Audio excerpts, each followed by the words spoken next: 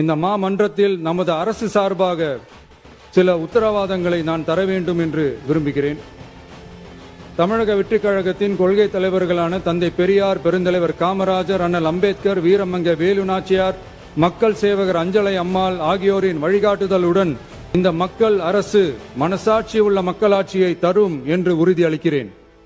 சமூக நீதி, சமநீதி, சம வாய்ப்புடன், உண்மையான உறுதியான ஜனநாயகத்துடன், மதச்சார்பற்ற சமூக நீதி கொள்கைகளுடன் இந்த அரசு நடக்கும்.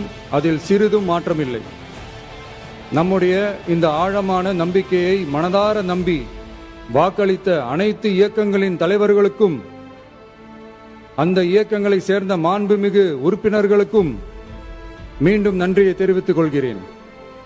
எம்மதமும் நம் மதமே, எல்லா மக்களும் நம் மக்களே, இதில் வாக்களித்தவர்கள் வாக்களிக்காதவர்கள் என்ற பாகுபாடே இருக்காது.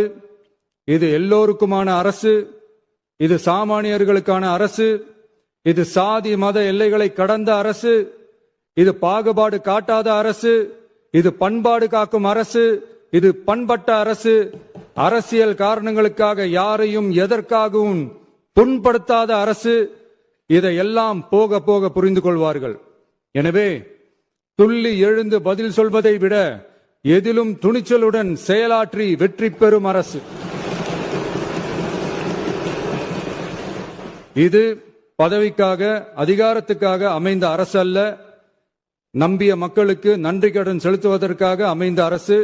அதிகாரம் காட்டி மிரட்டும் அரசு அல்ல, அனைவரையும் அரவணைக்கும் அரசு.